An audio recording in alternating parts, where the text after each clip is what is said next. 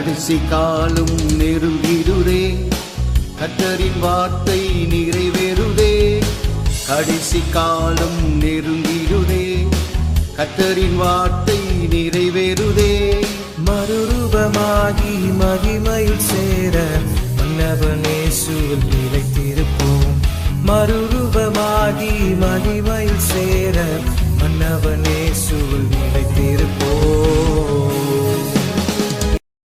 இப்போது நான் மீண்டும் மேலே பாச பால் அவர்கள் கிடைக்கிறவர்களோடு கர்த்தர் நம்மை ஆசீர்வதிப்பாராக. சாப்பிட்டதெல்லாம் சீர்மாயிட்டு நினைக்கிறேன். சந்தோஷமான விஷயம் இந்த கேம்ப் எல்லாம் எப்படி சொல்றேன்னா, ஆபிரகாமை பத்தி நம்ம படிச்சிருக்கிறேன். ஆனா விசுவாசிக்கிற மனுஷனை நேரத்தை பார்த்தேன். அவர் பார்த்தது விசுவாசிக்கிற மனுஷன். எனக்கு தெரியும் நிறைய விஷயம் விசுவாசத்துல செஞ்சே படிச்சிருக்கிறார். விசுவாசத்துல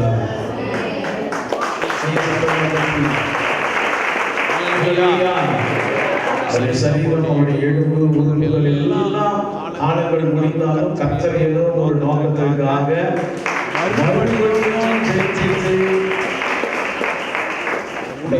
ஒரு பெரிய புரட்சி, ஒரு பெரிய ஆசீர்வாதம், ஒரு பெரிய வாய்க்கால்கள் ஓடுகிற ஜீவநதியாய் மாற்றும்படியாய் இன்றைக்கு நம்ம அதிலே வைத்திருப்பது ஒரு பெரிய ஆசீர்வாதம். அல்லேலூயா. அநேகருக்கு ஆசீர்வாதமா இருக்கு. சில பேர் ஆண்டவர் வச்சிருப்பார். அவர் கூட கீழே வேலை செய்த, அதாவது ஊழியர் பண்ணுற எல்லாருக்கும் ஆசீர்வாதமா இருங்க. ஆண்டவர் அவரை இன்னமாய் ஜீவன் தந்து பலன் தந்து ஆசீர்வதிப்பாராக. அல்லேலூயா. ஒரு சுருக்கமான செய்தி, ஏன்னா நேரம் இல்லாம நேரம் பஞ்சமா இருக்குங்க. யோவானின் புத்தகம் 21ஆம் அதிகாரம்.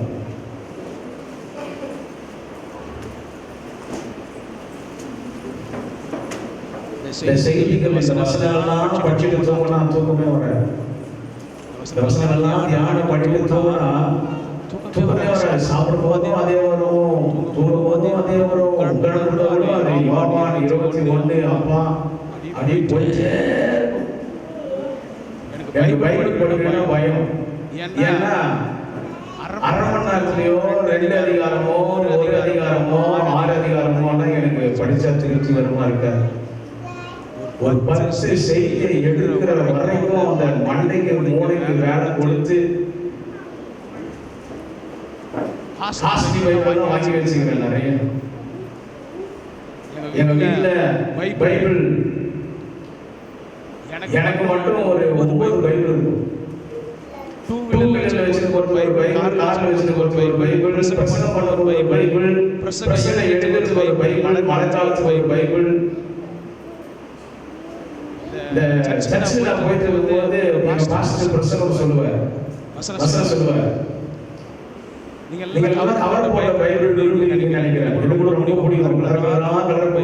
கவர் போட்ட பைபிள் வச்சிருப்பேன். எங்க பாஸ்டர் ஆதியாகமம் மட்டும் உபாகமமே சொல்லுவாரு. அது டக்குனு எடுக்க முடியாது.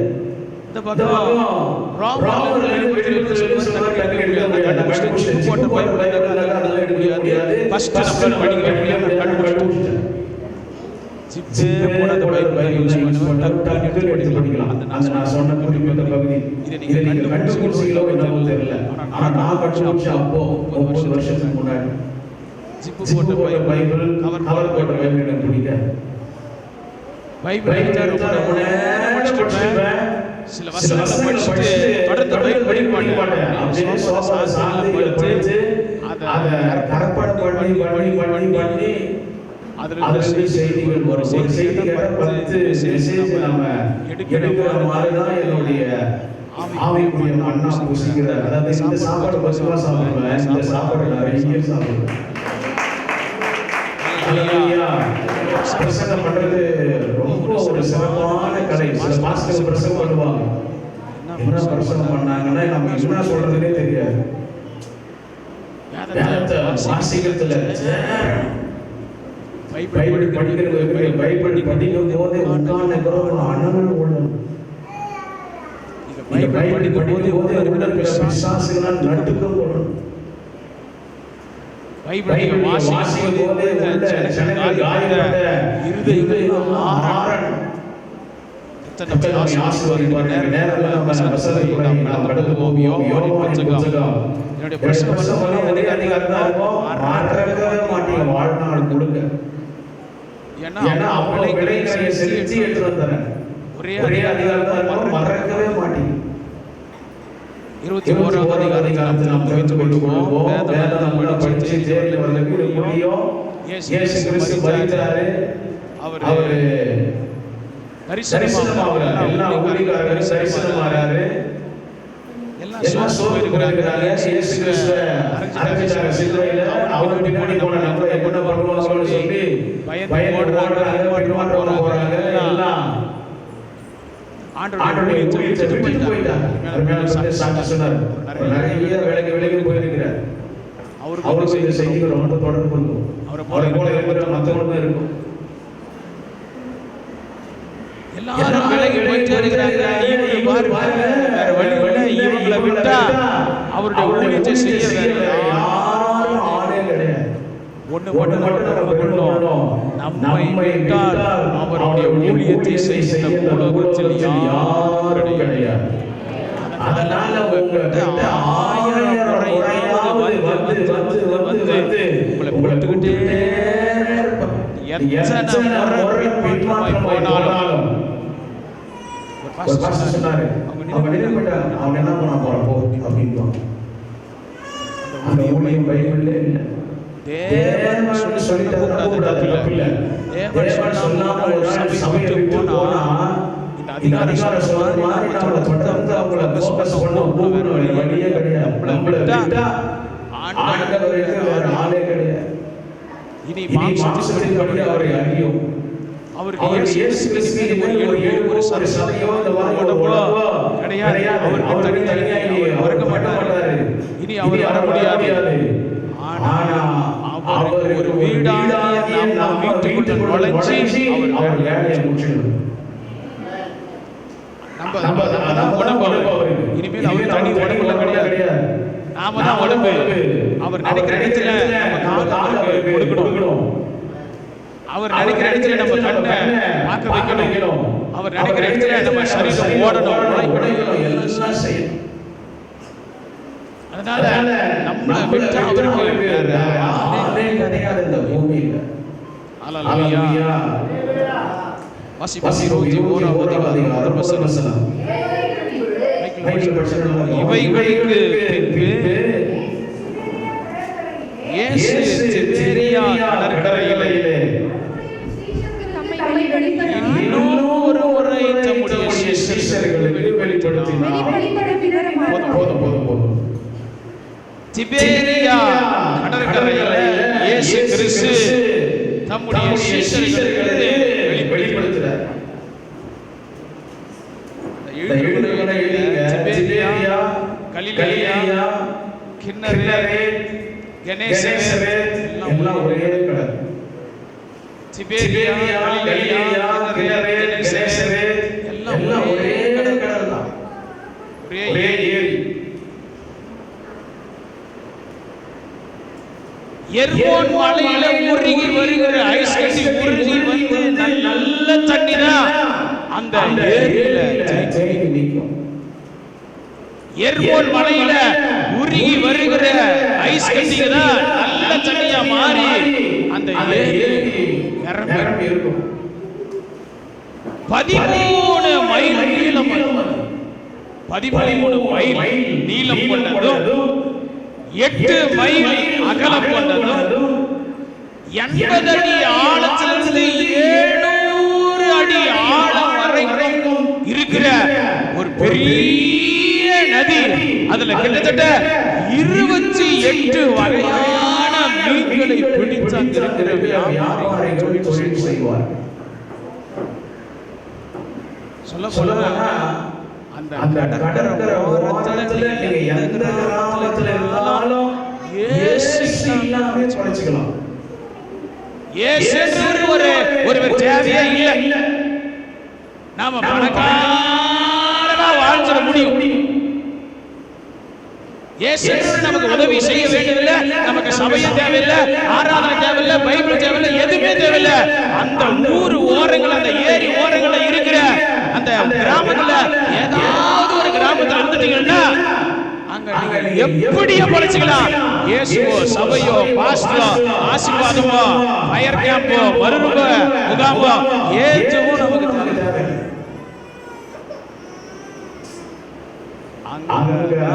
போய் பேதுரு பின்மாற்றமாய் போறதுக்கு அந்த ஊர்ல தான் போய் உட்கார்ந்துட்டான். இயேசுவை சிலுவையில் அறைஞ்சிட்டாங்க. அவர் அவ்வளவுதான். இனி அவர் பின்னாடி போன எல்லாரையும் என்கவுண்டர் பண்ண போறாங்க. இனி நம்மளால ஊழியம் எல்லாம் பண்ண முடியாது, நம்மளையும் கொலை பண்ணிடுவாங்க. அதனால இனி நமக்கு இயேசு தேவையில்லை, சபையுடைய பாடு அனுபவிக்க தேவையில்லை, சபையுடைய படுவை சுமக்க தேவையில்லை, ஊழியத்திற்காக பாடு அனுபவிக்க தேவையில்லை. எல்லாரையும் கொண்டுட்டு இருக்கிறாங்க. அதனால நாம இயேசு பின்னாடி ஊழியம் செய்யாம உலகத்தின் பின்னாடி எனக்கு இயேசுன்ற உதவி தேவையில்லை, சபைன்ற உதவி தேவையில்லை, பாஸ்டர்ன்ற உதவி தேவையில்லை, பைபிள் படிக்க அவசியம் இல்லை, ஜெபம் பண்ண அவசியம் இல்லை, நான் எப்படியா எல்லாம் பொழைச்சிப்பேன் அப்படின்னு சொல்லி அவன் உட்கார்ந்திருக்கான். எங்க தெரியுமா? 13 மைல் நீளமோ, 8 மைல் அகலமோ, 80 அடி ஆழம் முதல் 700 அடி ஆழம் கொண்ட 28 வகையான மீன்கள்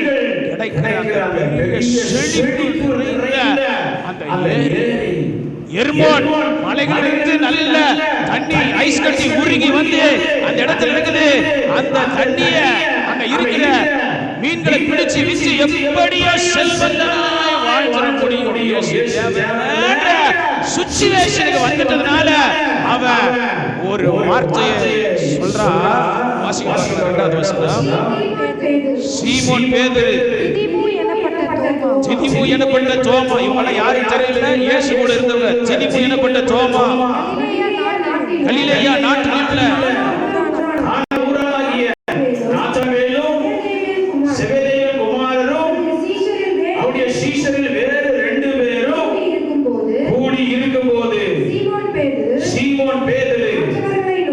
மற்ற சீஷர்களை பார்த்து மீன் பிடிக்க போகிறேன் என்றான். நான் மீன் பிடிக்க போகிறேன் என்றான். நான் பின்னாற்றமா போயிடலாம் இருக்கிறேன். இயேசு சொன்ன ஊழியத்தை நான் தொடர்ந்து செய்யற மாதிரி இல்ல. இயேசு சொன்ன நியாயப்பிரமாணங்களை, இயேசு சொன்ன கட்டளைகளை, இயேசு சொன்ன கற்பனைகளை, இயேசு சொன்ன வேலைகளை நான் தொடர்ந்து செய்யற மாதிரி இல்ல. அவர் இல்லனால என்னால படிக்க முடிய காரணம் ஒரு பெரிய செல்வத்தை கொடுக்கிற ஏரி ஓரமா நான் இருக்கிறேன். என் திறமையை கொண்டு, என்னுடைய கையின் பிரயாசத்தை கொண்டு, என்னுடைய பேங்க் பேலன்ஸ் கொண்டு, எங்க சித்தப்பா மாமா என்னை தூக்கி விட ஆட்கள் இருக்கிறாங்க, அண்ணன் தம்பி சொந்தம் எல்லாம் இருக்கிறாங்க. அதனால இயேசு எனக்கு தேவையில்லை. நான் எப்படியோ இந்த உலக பிரகாரமா போய் நான் செல்வந்தனாய் வாழ முடியும் அப்படின்னு யாருக்கு தெரியுமா சொல்றேன்? நல்லவங்களுக்கு இல்ல, ஆல்ரெடி அவங்களும் பின்மாற்றமா போயிடுற 7 பேருக்கு இவன் சொல்றான். இங்க இருக்கிற எல்லாருக்கும் சொல்றேன், நீங்க யாருக்கு தலைவர்? பின்மாற்றமா போறாங்களே அவங்களுக்கு தலைவரா ஆயிடாது. ஆண்டவர் மேல இருக்கிற அன்பை குறைச்சுக்கிறாங்களே, லேட்டா ஜபத்துக்கு வர்றாங்களே, சபையில முறுமுறுக்கிறாங்களே, சபையில உற்சாகம் இல்லாம இருக்கிறாங்களே, செயல்படாம இருக்கிறாங்க பாருங்க, அவங்களுக்கு நீங்க தலைவரா ஆயிடாதீங்க. சில சர்ச்சைகள்ல குரூப் சேர்ப்பாங்க, தப்பா கவனிக்கணும். சில சர்ச்சைகள்ல குரூப் சேர்ப்பாங்க. எங்க சர்ச்சில் இல்ல, எங்க சர்ச்சு பாஸ்டர் பேர் அம்மே அப்படின்னா அமைதியாயிடும், கேன்சல். வாட்ஸ்அப் குரூப் எல்லாம் கேன்சல் ஆயிடும். பாஸ்டர் என்ன பண்ணுவாங்கன்னா அவங்களுக்கு தகுந்த ஒரு 10 சிஸ்டரை கை வச்சுப்பாங்க. என்ன பண்ண தெரியுமா? அவங்களுக்கு அவங்க ஸ்பிரிட் ஒன்னாயிடும். வர பேசுறவங்க, முறுமுறுக்கிறவங்க, பாஸ்டர் விரோதமா பேசுறவங்க, ஊழியத்தை வர பேசுறவங்க, ஊழியத்துக்கு வராதவங்க, கேம்ப்ல வராதவங்க, இருவச்சத்துக்கு வராத, இப்படி குரூப்பா சேருவாங்க. அவங்களால சபை ஸ்தம்பித்து நவராது, வளராது, மகிமை அடையாது.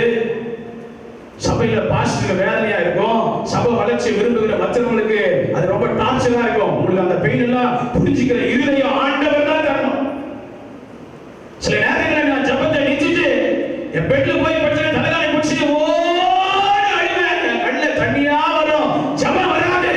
சில விசுவாசிகளை குறித்து, உங்க பாஸ்டர்கள் உங்களை குறித்து வேதனையோ கண்ணீரோ அவ இருதயம் நொறுங்க விடாதபடி செயல்படணும். ஏசாமி எவ்வளவு வேதனைப்பட்டிருப்பாரு. இவன் எந்த கரையில் போய் உட்காந்துக்கிறான்? திபேரியா.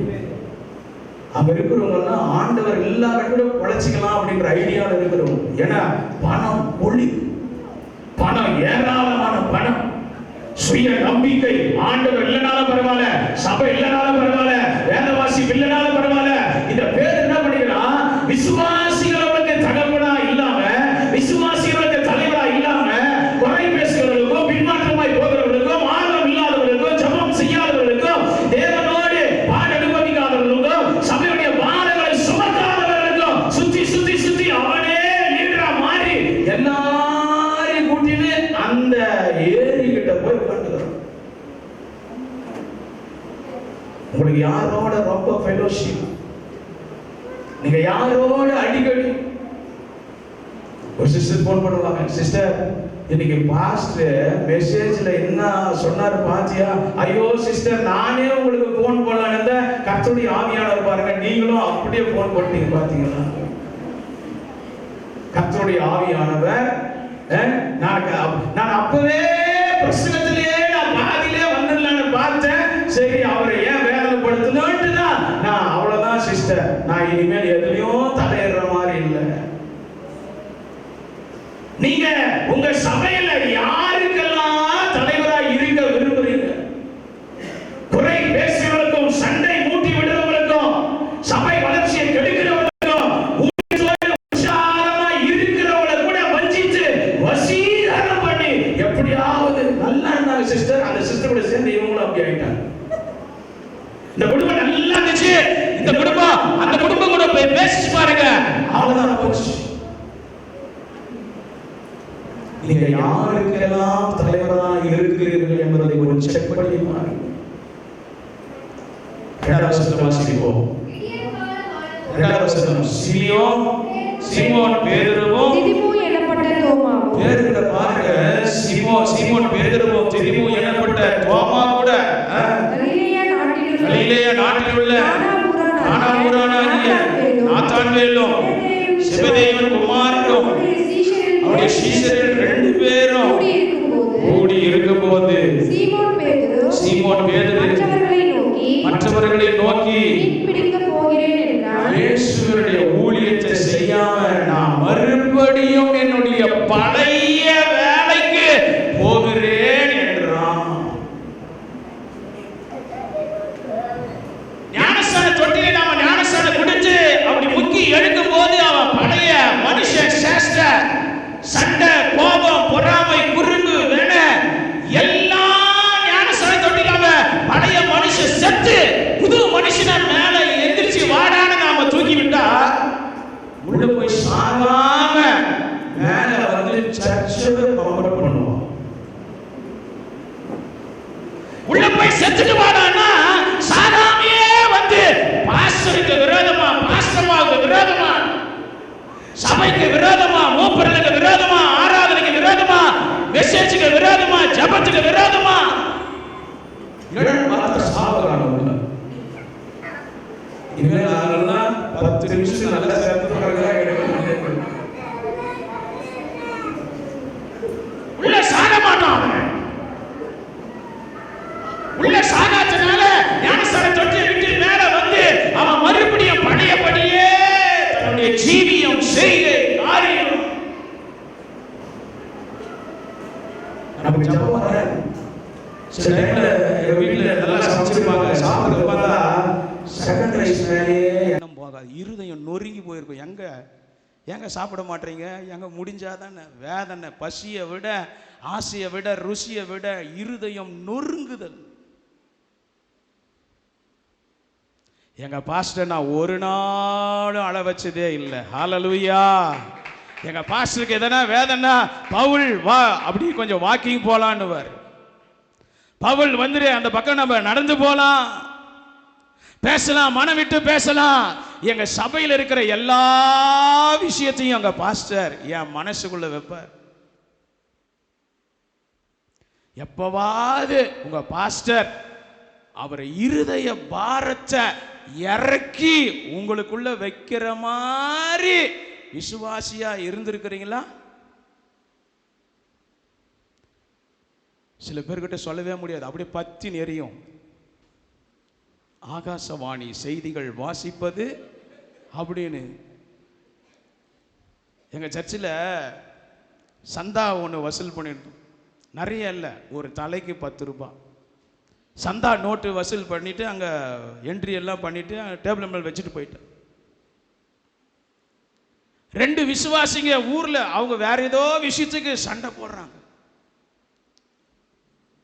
ஒரு விசுவாசி சொல்லுது, சண்டை முத்தி போனதுனால, போடி பாஸ்டரே உன்னை காரி துப்புறாரு. இந்த விசுவாசிக்கு வந்துச்சேக்கும், அவன் என்ன காரி துப்புறான்? இவங்க மேரியும் எஸ்தரும் சண்டை போடுறாங்க. இதை குப்பனும் சுப்பனும் பார்த்துனுக்குறான். ஏமா சர்ச்சு சண்டே ஏமா தெருவுக்கு எடுத்துன்னு வரீங்க? இல்லை என்ன சொன்னேன், ஏன் என்னை காரி துப்புறான் இவங்க, அவன் என்ன ஏன் இவ்வளோ மோசமாக பேசுகிறான், என்ன விஷயம் அப்படின்னு அந்த சண்டை அங்கே முடிஞ்சு இங்கே வந்துச்சு. அங்கேயே பேசினுக்கிறாங்க. சந்தாவே கட்டுறதில்ல, உன்னை காரி துப்புறாரு போடி. வேற ஏதோ சண்டையில் இது என்னன்னாக்கா, இந்த விசுவாதி சந்தா நோட்டை எடுத்து பார்த்துட்டு இருக்குது. இப்போ நீங்கள்லாம் எப்படி கரெக்டாக இருக்கிறீங்க? உங்கள் பாஸ்டருங்களுக்கெல்லாம் பிரச்சனை பண்ணால் எப்படி கரெக்டாக இருக்கிறீங்க? அப்படி எங்கள் சர்ச்சில் இல்லை. நீங்கள்லாம் கரெக்டாக இருக்கிறீங்களா? பாஸ்டருங்கிட்ட ஒரு 5 நிமிஷம் பேசலாமா? இவன் அந்த ஏரிக்கிட்ட உட்கார்ந்து அவன் மட்டும் பின்மாற்றமா போல சபையில இருக்கிற சில பேரை பார்க்கறான். அவனுக்கு தகுந்த ஆளு, அந்த சேம் ஆவி பிடிச்ச ஆளு, யாரெல்லாம் பாஸ்டருக்கு, யாரெல்லாம் பாஸ்டர்மாவுக்கு, யாரெல்லாம் சபைக்கு ஆப்போசிட்டா ஆளு, அவங்களெல்லாம் அது தெரியும். அவங்களுக்கு தெரியும் யார் யாரெல்லாம் ஒத்து போறாங்க. அவங்களெல்லாம் கொக்கி போட்டு ஒரு 7 பேரை கூட்டிட்டு போய் அந்த கரையாண்டை வச்சுட்டான். பேசிக்கோ. அதுவே இந்த ஏர்டெல்காரன் ஜியோகாரன் இப்போ முன்னெல்லாம் நேரில் தான் பேச முடியும். இப்போ ட்ரிங் ட்ரிங்னு ஓடுது. மணி 10 மணிக்கு மேலே 11 மணிக்கு மேலே பேசுகிறாங்க சிஸ்டருங்க. நம்ம அவங்களுக்கு நுழைஞ்சி பேசலான்னு பார்த்தா, நீங்கள் தொடர்பு கொள்ளும் வாடிக்கையாளர் சபையை குறித்து முக்கியமான முடிவெடுக்க உள்ளார் அப்படின்னு எனக்கு வந்துடும். எங்கள் விசுவாசிகள் நான் போட்டேன்னா, இப்போ நீங்கள்லாம் நல்லவங்களா இருக்கிறதுனால பாஸ்டருங்களுக்கு பிரச்சனை பார், சந்தோஷமாக சிரிக்கிறாங்க எல்லாம் பாஸ்டரும்.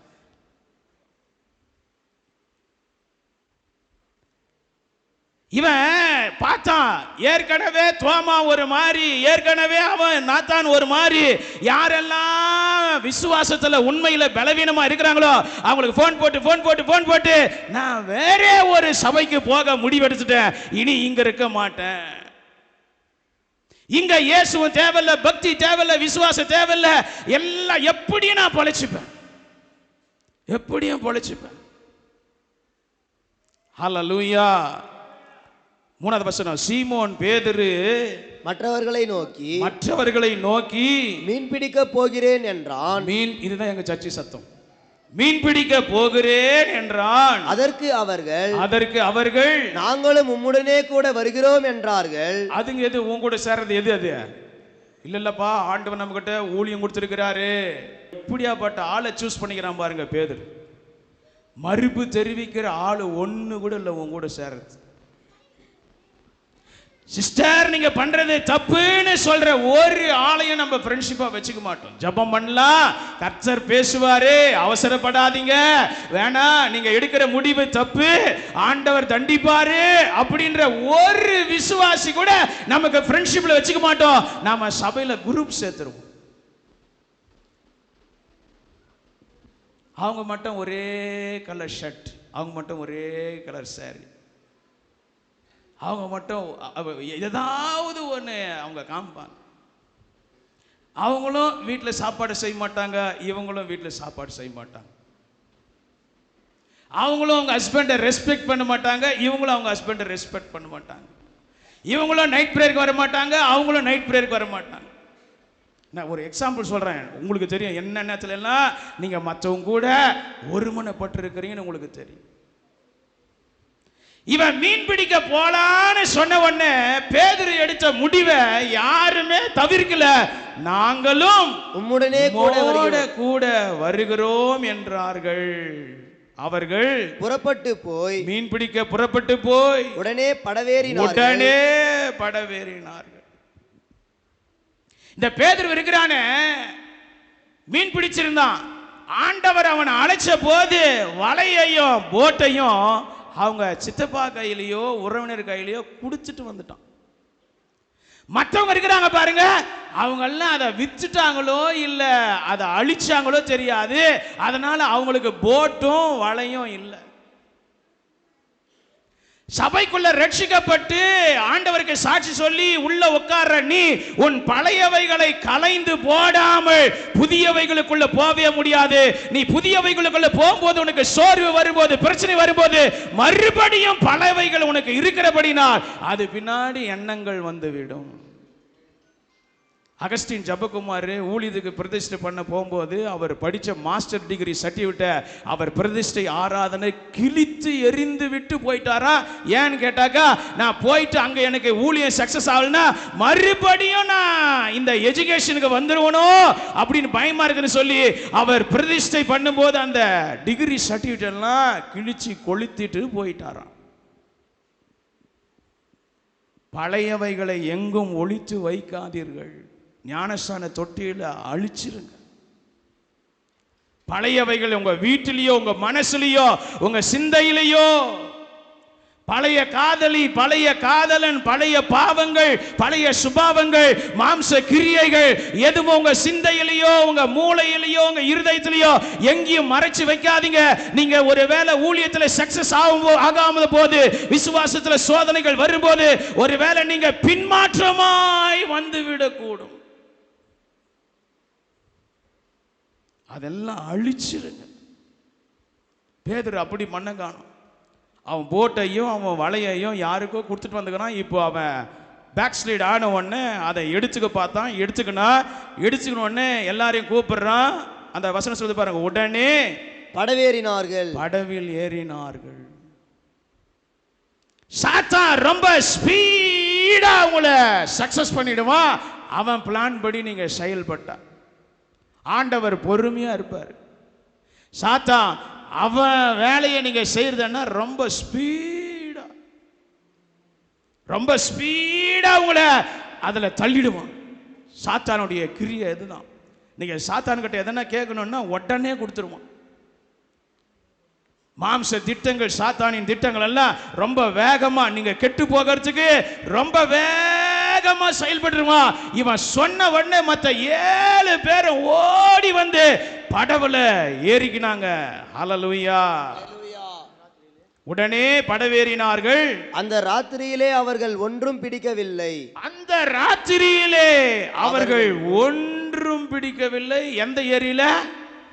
28 வகையான மீன்கள் கிடைக்கிற அந்த ஏரியில ராவெல்லாம் பிரயாசப்பட்டு ஒன்றும் கிடைக்கவே இல்லை.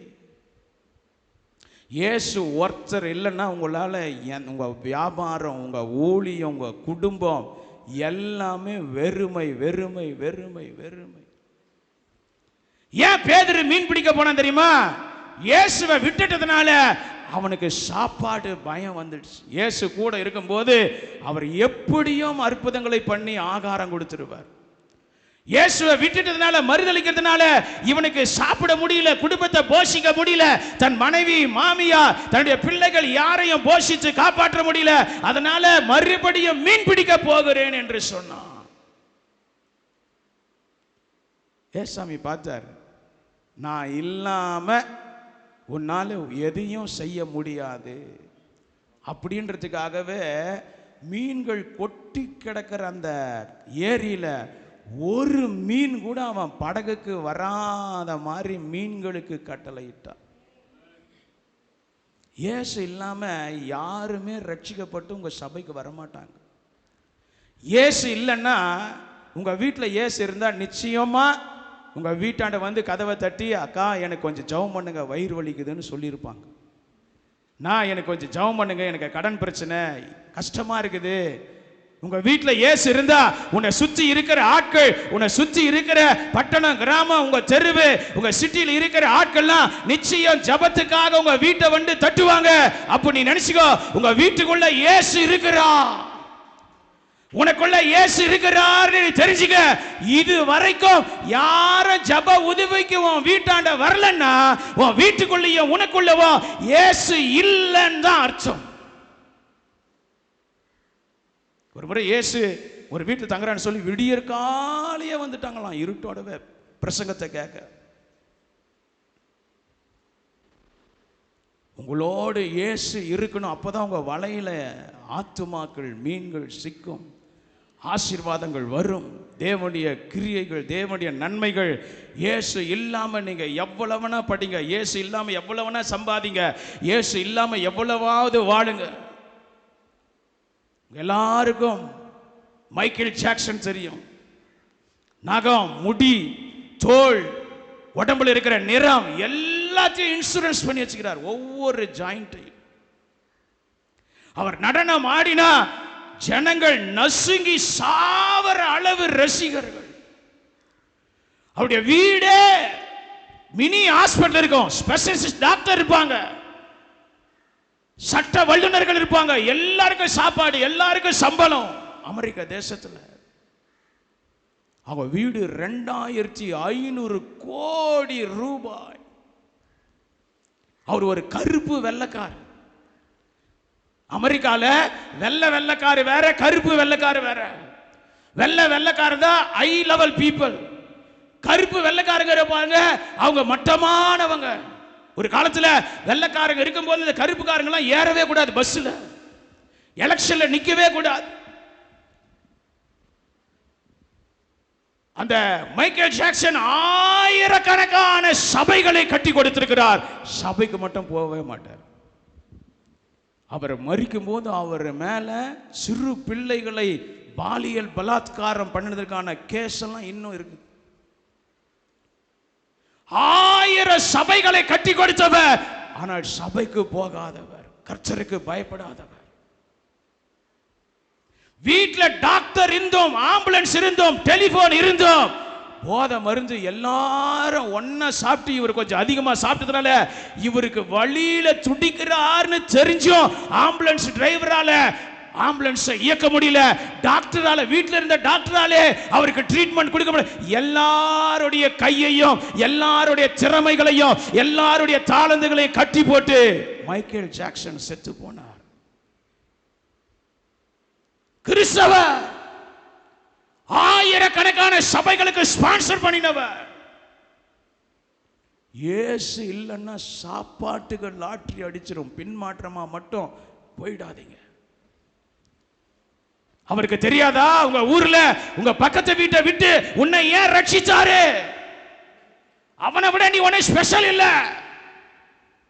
இன்னும் எவ்வளவு பேர் உங்க தெருவில், உங்க பட்டணத்தில், உங்க சிட்டில எவ்வளவு பேர் இருக்கிறாங்க, அவங்களை எல்லாம் ரட்சிக்காம உன்னை ஏன் ரட்சிச்சா? உன்னை நம்புறேன்னு காலையில சொன்னாருன்னு சொன்ன. அவங்க மேல நம்பிக்கை இல்ல, உன் மேல நம்பிக்கை வச்ச. நீ ஆண்டவரை விட்டுட்டு தொழில, பிசினஸ்ல எதையாகில உன்னை செய்து டெவலப் ஆயிடலாம் நீங்க நினைக்கிறீங்க. போய் இரவெல்லாம் வலைய போட்டான். அந்த கடற்கரையில் தான் ஏற்கனவே அற்புதம் பண்ணி பேதுரு ரட்சிக்கப்பட்டது. அந்த அந்த ஏரியில தான், அந்த இடத்துல தான், அந்த சீசன்ல கடற்கரையில சுத்தி அவளை எல்லாம் ரட்சிச்சார். எந்த கடற்கரையில மீன் அதிகமா பிடிச்சு ரட்சிக்கப்பட்டானோ அதே கடற்கரையில அவன் வெறுமையை காண்கிறான்.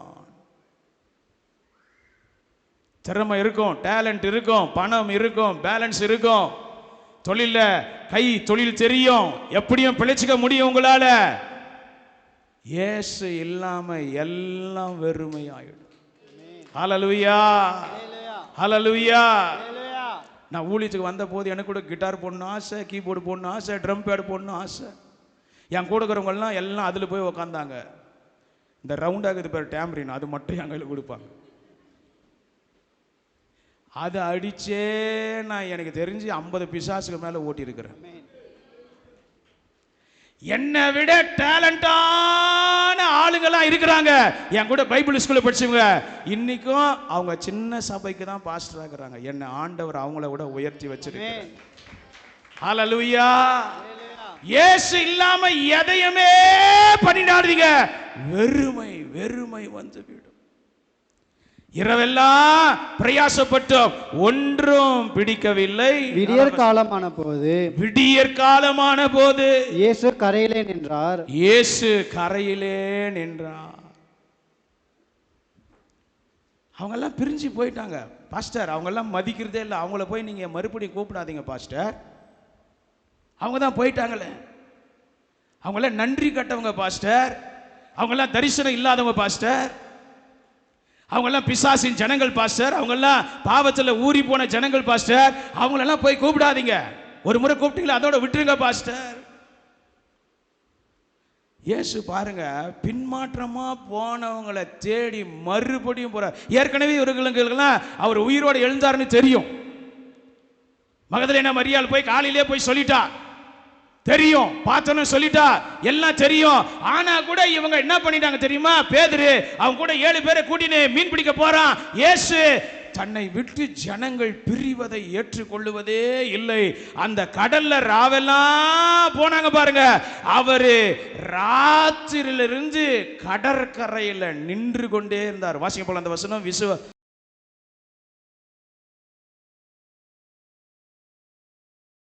கொண்டிருக்கவில்லை. பின்மாற்றமாய் போன உங்களை எதிர்பார்த்து கொண்டு நின்று கொண்டே இருக்கிறார். ஹல்லேலூயா. ஒரு வேத ஆராய்ச்சியாளர் சொல்றாரு, பனி கொட்டுற சீசன் ஆகும். ஏன்னா எர்மோன் வந்து பனி மலை, அது மழை மாதிரி பெஞ்சிட்டே இருக்கமா பனி. இயேசு கிறிஸ்து அந்த ராவெல்லாம் இவங்க போட் எடுத்துட்டு போனாங்க பாருங்க. அப்பவே வந்துட்டாரு. ராத்திரி எல்லாம் நின்னுட்டே இருக்கிறார். அவர் தலையெல்லாம் பனியா ஓட்டுது. உன்னத பாட்டில் இருக்கு, சம்பந்தமான வசனங்கள் இருக்கும். ராவெல்லாம் அவருடைய தலை பனினால நிக்குது. இந்த பிரிந்து போன பேதுருவும் கூட போன 7 பேரும் என்னை வந்து சேர மாட்டார்களோ என்று நின்று பார்த்து கொண்டே இருக்கிறார். ஹல்லேலூயா. ரட்சிக்கப்பட்ட போது ஒரு அருமையான சாட்சி. புதுசு ரட்சிக்கப்பட்ட புதுசு ஞானஸ்நானம் எடுத்த புதுசு. நான் சென்னையில் எஸ்ஐகே பிரான்சிஸ் வீட்டில் தங்கியிருந்த போது மிட் நைட்டில் எங்கள் பெரியப்பா இறந்துட்டார். ஆம்பூர்லேருந்து ஃபோன் பண்ணாங்க. தூக்கத்தில் எஸ்ஐகே நாங்கள் தங்கச்சி ஃபோன் எடுத்து மறந்துடுச்சு. 6 நாள் பொறுத்து, சாரி பால் உங்கள் பெரியப்பா இறந்துட்டாங்கன்னு சொன்னாங்க, மறந்துட்டேன் அப்படின்னாங்க. அப்போ தொலைபேசி எல்லாம் பணக்கார வீட்டில் தான் இருக்கும். நம்ம தான் ஏழாச்சே. அங்கே போயிட்டு அப்புறம் 6 நாள் பொறுத்து அங்கே ஈவினிங்கு பஸ் ஏறுறேன். இங்கே மிட் நைட்டில் மணி 12:30 மணி, 8.5 கிலோமீட்டர் நடக்கணும். அப்போல்லாம் பேய் கிட்டத்தட்ட ஒரு 3-4 சுடுகாடு எதிரில் வரும். எங்கள் ஏரியாலாம் தொழில் ஃபேக்ட்ரி இருக்கும், தோல் ஃபேக்ட்ரி. அப்போல்லாம் வாட்ச்மேன் மேல் நம்பிக்கை இல்லாமல் தோல் ஃபேக்ட்ரியில் நாய்களை வளர்ப்பாங்க. அந்த நாய்களுக்கு நல்ல ஆகாரம், புஷ்டியான ஆகாரம் இருக்கும். நல்லா உயரமாக வளர்ந்துடும் அந்த நாய்கள்லாம். நாய் வந்து திருடர்களை பிடிக்கிறதுக்காக அதை வளர்ப்பாங்க. நான் ரட்சிக்கப்பட்ட புதுசு ஆம்பூரில் இறங்கி, இயேசுவே நீர் தான், வேற வழி இல்லை அப்படின்ட்டு இறங்கி நடந்து வரேன். கொஞ்சம் தூரம் வந்தோன்னே அந்த நாய்ங்க இருக்கிற கம்பெனியெல்லாம் வருது. நைட்டில் அவுத்து விட்டுருவாங்க நாயை. வேகமாக ஓடி வரும் ஒரு கூட்ட நாய். கண் கூட பார்த்த, ஏசப்பா நீங்க இல்லாம ஜீவன் பிழைக்க முடியாது. அப்படியே வந்த நாய்ங்க வாய சைலண்டா யாரோ அழித்து பிடிச்ச மாதிரி அமைதியா திரும்பி போயிடும். இப்படி பல கம்பெனியை தாண்டி தாண்டி தாண்டி வந்துட்டேன். அந்த நாட்களில் எங்க ஊர்ல ஒரு ஆக்சிடென்ட் நடந்துச்சு. ஒரு லாரி ஒரு ஆளை இடிச்சிட்டு அவர் டெட் பாடி ரோட்ல படுத்து அடிச்சு போன லாரி பஸ் எல்லாம் அவர் மேல ஏறி ஏறி ஏறி நாய் எப்படி தார் ரோட்ல அடிபட்டா சதை தெரியாம உருவம் தெரியாம தேஞ்சு போகுமோ அது மாதிரி தேஞ்சு போய் அப்புறம் அந்த சொந்தக்காரங்கெல்லாம் வந்து மண்வெட்டி வச்சு அந்த பாடியினுடைய சதைகளை சுரண்டி எடுத்துன்னு போனாங்க. அங்க போறவங்க எல்லாம் சொல்லுவாங்க, அந்த பிசாசு என்ன துரத்துச்சு, அங்க ஒரு அலற சத்தம், பயங்காட்டுற சத்தம். அப்ப அந்த இடம் ரொம்ப ஃபேமஸ். அங்க வந்த உடனே நான் ரொம்ப பயந்துட்டேன். மறுபடியும் ஆண்டவரை நோக்கி ஜெபிக்கும் போது ஒரு சந்திலிருந்து ஒரு வயதானவர் வெள்ளை வேட்டியை கட்டி வெள்ளை ஷர்ட்டை போட்டு ஒரு வெள்ளை தலப்பாவை கட்டிட்டு, கிராமம் இல்லையா அது, இயேசு பாருங்க எப்படி மாறுறாரு. அப்படி எனக்கு முன்னாடி நடக்க ஆரம்பிச்சாரு. எனக்கு ஒரே சந்தோஷம். ஆனாலும் இன்னும் எங்க ஊர் போய் சேர 6 கிலோமீட்டர் இருக்குது. 6 கிலோமீட்டர்ல எப்படி ஒரு 4-5 ஊர் குறுக்க வரும். இந்த பெரியவர் அந்த ஊர்ல நுழைஞ்சிட்டாருன்னா அதுக்கப்புறம் நான் தாண்டி போனோம். அதெல்லாம் இருட்டு, கரும்பு நிலங்கள் இருக்கிற இருட்டு பகுதி. அதை தாண்டி போறது ரொம்ப இயலாத காரியம். நான் வேகமா நடந்த அந்த பெரியவர்கிட்ட பேச்சு கொடுக்கலான்னு பார்த்தா அவர் இன்னும் வேகமா நடக்கிறார். முதல் ஊரு சந்து கட்டாவது அவர் அது உள்ள போல, 2வது ஊரு சந்து கட்டாவது அவர் அது உள்ள போல, 3வது ஊரு சந்து கட்டாவது அது உள்ள போல. ஒரு பக்கம் சந்தோஷம், எனக்கு ஒரு ஐடியா கூட வரல. யாரோ குப்பனோ சுப்பனோ முனியாண்டியோ தான் வந்து நிற்கிறான்னு நினைச்சிருக்கிறேன். எனக்கு ஐடியாவே ஃபங்க்ஷன் ஆகல.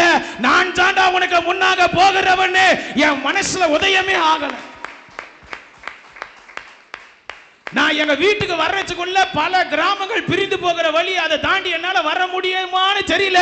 ஆனா இந்த பெரியவர் போயிட்டே இருக்கிறாரு. எங்க வீட்டு தெருவாண்ட வந்து சேர்ந்த உடனே அந்த வெள்ளை சட்டை போட்ட உருவம் மறைந்தே போனது. எனக்கு அப்பெல்லாம் பெரிய சந்தோஷம். வேதம் நம்மோடு பிரயாணம் பண்ணுகிறது. ஹல்லேலூயா, ஹல்லேலூயா. இயேசு இல்லாம எல்லாமே ரிப்பேர் ஆயிடும். உங்க பேங்க் புக், ஏடிஎம் கார்டு எல்லாம் ரிப்பேர் ஆயிடும். அரிசி கொட்டி வைக்கிற டப்பா, மிளகு சீரக டப்பா எல்லாம் ரிப்பேர் ஆயிடும். ஒண்ணுமே இருக்காது. ஒரு பாஸ்டர் ஒரு கிராமத்துக்கு ஊழியத்துக்கு போனாராம். லாஸ்ட் பஸ்ஸை மிஸ் பண்ணிட்டார். அந்த பாஸ்டர் சொன்னார், ஐயா நீங்க படிச்சுட்டு காலையில் விடிய காலம் 5 மணிக்கு நீங்க பஸ்ஸுக்கு போயிடுங்க, படுத்துடுங்க. அந்த ஊழியக்கார் படுத்தார். திடீர்னு அவருக்கு ஒரு கனவு. கடுகு டப்பாலேருந்து குட்டி குட்டி உருவங்கள் மேலே எழும்பி வருகிறது. அரிசி டப்பா, பீரோலிருந்து, பணப்பையிலிருந்து, மணிப்பரிசிலிருந்து எல்லாம் வந்து ஒன்று அடித்து தாக்கி அந்த குடும்பத்தை கலேபரமாக்கி, அந்த குடும்பத்தில் பிரச்சனைகள், போராட்டங்கள், ஒன்றுமே புரியல. ஒரு காலையில் 5 மணிக்கு பஸ் ஏறல.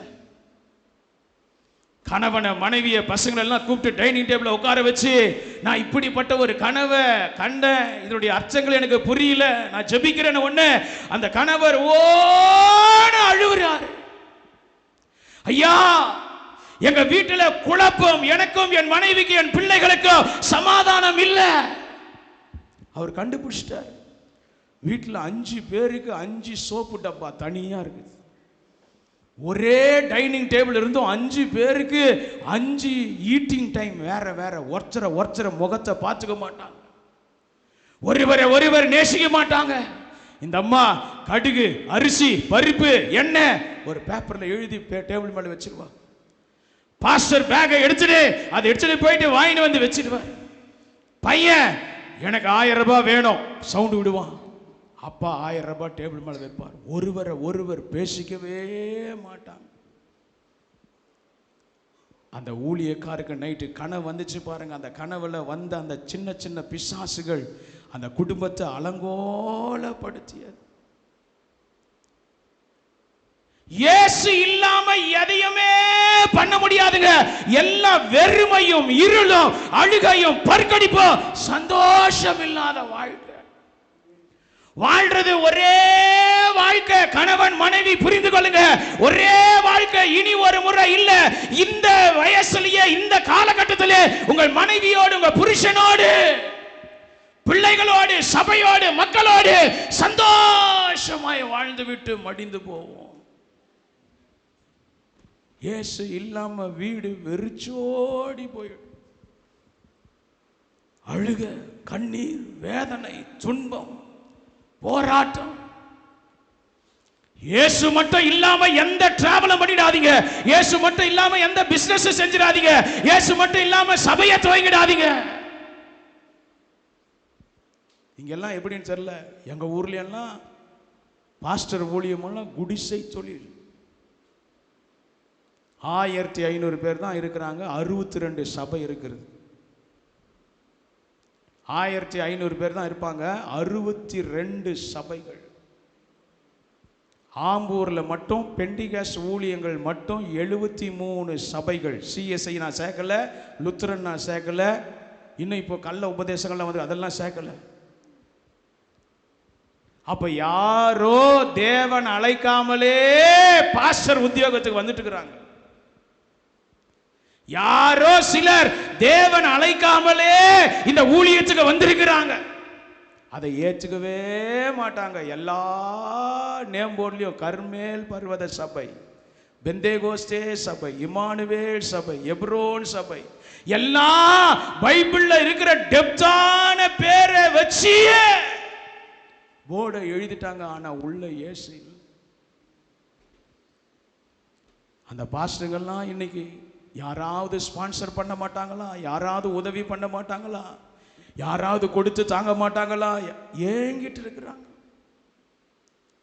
உன் வலைகள் வீணா இருப்பதற்கு, உன் வலைகள்ல ஆசீர்வாதம் இல்லாத இருப்பதற்கு, உன் வலைகளில மீன்கள் அகப்படாமல் போனதுக்கு ஒரே ஒரு காரணம், இயேசு இல்லாமல் நீங்கள் பிரயாணம் பண்ண ஆரம்பித்ததுதான். எனக்கு மெசேஜே கொடுக்க தெரியாது, ஆனா மெசேஜ் கேட்க ஆளுங்க வருவாங்க. யாருக்கும் போய் சொல்லிடாதீங்க. 10 வாரம் பெர்க்மன்ஸ் பாட புத்தகத்தில் 10 பாட்டு பாடிட்டு என் ஆத்துமாவே கர்த்தரை ஸ்தோத்திரின்னு சொல்லி அமைச்ச ஒரே பாஸ்டர் நான் மட்டும்தான். 10 வாரமும் 10 பெர்க்மன்ஸ் பாட்டு. நான் இன்னைக்கு பேசன்னா எனக்கு பாஸ்டர் உன் மெசேஜ் புரியலன்னு யாருமே சொல்ல மாட்டாங்க, தூங்குறவங்கள தவிர. பவுல் பாஸ்டர் நீ பேசுறது எனக்கு புரியல அப்படின்னு யாருமே சொல்ல முடியாது. உங்க இருதய பலகையில எழுதுவதை கர்த்தர் எனக்கு உணர்த்தி கொண்டிருக்கிறார். வெறுமையாய் அதையும் செஞ்சிடாதீங்க. இவங்க ராவெல்லாம் பிரயாசப்பட்டும் ஒன்றும் அகப்படவில்லை. விடியற் காலமான போது இயேசு கரையிலே நின்றார். இயேசு பாருங்க யாரை தேடி போய்கிறார் தெரியுமா? இவரை மறந்து போனவர்களையும் இவருக்கு கீழ்ப்படியாதவர்களையும் தேடி போனா. அந்த சிச்சுவேஷன் பனியா பெய்து, குளிர் வேற, நிறைய குளிர் அடிக்கிற இடத்துல அவர் நின்று இவர்களுக்காக நின்று கொண்டிருந்தார். அவரை இயேசு என்று சீஷர்கள் தெரிந்து கொள்ளாதிருந்தார்கள். அந்த அளவுக்கு பின்மாற்றமா போயிட்டான். எவ்வளோ பிரசங்கம் கேட்டும் நாம மறுபடியும் திருந்தவே மாட்டோம். நம்ம இன்னும் பல 1000 பிரசங்கம் கேட்போம், நம்மளை மாற்றிக்கவே மாட்டோம். அவர் இயேசுதான் நம்ம கூட இருக்கிறான்னு விசுவாசிக்கவே மாட்டோம். நம்ம இயேசுக்கு இன்னொரு பேர் இருக்குது, வார்த்தையானவன். இப்போ இங்கிருந்து புறப்பட்டு உங்க செவிகளில் வந்துனுக்கிறவர் யார் நினைச்சுக்கிறேன்? ஏன் சத்தம் நினைச்சுக்க போறீங்க? நீங்க நினைச்சு கூடாது. பாஸ்டர் பவுல் அவங்க தங்கச்சி வீட்டுக்காரு ஆம்பூர்ல இருந்து வந்திருக்கிறாரு, அவர் தான் பேசிருக்கிறாருன்னு நீங்க நினைச்சுக்க போறீங்க. யாருக்கு தெரியும் என்னுடைய ரூபத்துல இயேசுவே உங்களோடு இடைப்பட்டு கொண்டிருக்கிறார். ஒருவேளை அப்படி இருந்தா என்ன பண்ண முடியும்? உங்க பாஸ்டர்கள் தான் பிரசங்கம் பண்ணாங்க நீங்க நினைச்சீங்க. உங்க பாஸ்டர் தான் உங்களை ஹவுஸ் விசிட்டிங் பண்ணாங்க நீங்க நினைச்சீங்க. உங்க பாஸ்டர் தான் உங்களை வந்து உங்க வீட்ல கூப்பிட்டாங்க நீங்க நினைச்சிட்டு இருக்கீங்க. யாருக்கு தெரியும் வானத்திலிருந்து இறங்கி வந்தவன் உங்க பாஸ்டர் ரூபத்துல ஆண்டவர் வந்து உங்களோட பல முறை பேசியும் நீங்கள் ரட்சிக்கப்படவே இல்லை. ஹல்லேலூயா. எதுக்கும் எங்க வைஃபுக்கு ஒரு போன் அடிச்சு பாஸ்டர் இருக்கிறாரான்னு கேட்டு செக் பண்ணிக்கங்க. எதுவும் நடக்கும். நீ ஆண்டவருக்கு வேணும், நீ ஆண்டவருக்கு வேணும். அதுக்காக அவர் யாரு ரூபத்திலே வருவார், எந்த விஷயத்தை செய்வார், மலையில குளிர்ல எல்லாவற்றிலும் உனக்காக ராவலாம் காத்திருக்க அவர் ஆயத்தம். நீ எப்படியாவது மறுபடியும் ஏசப்பா கிட்ட வந்துடும். பைபிள் சொல்லுது, அவர் பாருங்க உட்கார்ந்து இல்லையா, என்ன பண்ணிட்டு இருந்தாரா, நின்றுட்டே இருக்கிறார். இப்பதான் அவர் செத்து 50 நாள் ஆக போகுது. டயர்டா இருக்கும், சவுக்கில் அடிச்சது, ஈட்டியில புத்தந்து அவருக்கு அந்த கேடு அடைஞ்சது, எவ்வளோ மனசு கஷ்டம் இருக்கும், எவ்வளோ பிரச்சனை இருக்கும். அதுக்கு மேலே இந்த பேதர் என்ன பண்ணிக்கிறான், அவரை பின்மாற்றமா போறன்னு வேதனை வேற படிச்சுட்டு இருக்கிறான். கொஞ்ச நேரம் உக்கான்னு கூட ரெஸ்ட் எடுத்துட்டு கூட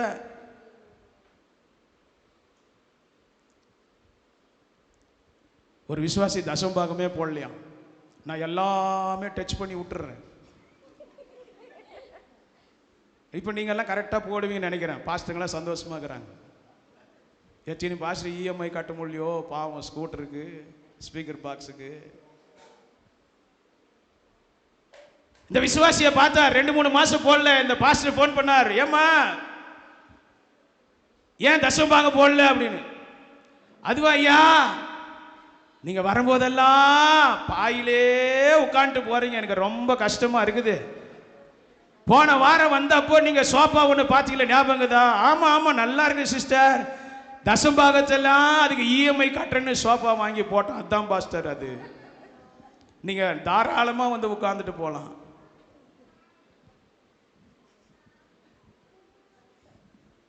ஊழியம் எவ்வளவு போராட்டமானது. நல்ல ஐடியா கொடுத்துடா பவுல், இதே நான் மெயின்டைன் பண்றேன்டா. எங்க பாஸ்டர் வந்தா கூட சோஃபா ஒரு 10,000 முடிஞ்சிடும், ஏசி வாங்கிடுங்க. அப்படி 5 வருஷத்துக்கு தசம்பாகமே போடாம ஏசி வாங்கிடுங்க. நீங்க பாஸ்டர் நீங்க வந்து 5 நிமிஷம் ஜெபம் பண்ண போறீங்களா, சில்லுன்னு ஜெபம் பண்ணுங்க பாஸ்டர் அப்படின்னு. இயேசு இல்லாம எதையும் செஞ்சிடாதீங்க. இயேசப்பா உனக்காக ராவெல்லாம் பனி நாட்களில அவர் ராவெல்லாம் நின்று நீ மறுபடியும் வந்துருவேன்னு எதிர்பார்த்தார். அவரை சீஷர்கள் இயேசு என்று அறியாதிருந்தார். எவ்வளோ பிரசங்கத்தை கேட்டோம், என் கூட ஏசப்பா பேசினார்னு நாம உணரவே மாட்டோம். ஒருத்தர் 2000 ரூபாய் கடன் வாங்கிட்டாங்க. அந்த சிஸ்டர் திருப்பியே கொடுக்கல. இந்த சிஸ்டர் இன்னைக்கு எப்படின்னா வசூல் பண்ணிடலான்னு போயிட்டு, சிஸ்டர் இந்த டேபிள் 2000 ரூபாவா? இல்லை சிஸ்டர் 3000 ரூபாய் தான்றாங்க. அவங்க 2000 ரூபாய் கொடுத்தாங்க பாரு. அந்த சிஸ்டர் 2000 ரூபாய் வாங்கணும். வீட்டுக்கு போயிட்டு இந்த டேபிள் 2000 ரூபாவா சிஸ்டர்? இல்லை சிஸ்டர் இது 3000 ரூபாய். சிஸ்டர் இந்த சோஃபா எவ்வளோ சிஸ்டர் இஎம்ஐ கட்டுறீங்க? 2000 ரூபாவா? இல்லை 4000 ரூபாய். அந்த 2000 ரூபாவுக்கே வரமாட்டாங்க. இந்த சிஸ்டரும் முயற்சி பண்றாங்க, எப்படின்னா இவங்க ஞாபகம் படுத்திடலான்னு முயற்சி பண்றாங்க. அவங்க என்ன பண்றாங்க தெரியுமா, நீ ஞாபகமே படுத்தினாலும் நான் ஜம்ப் பண்ணிடுவேன்னு சொல்லி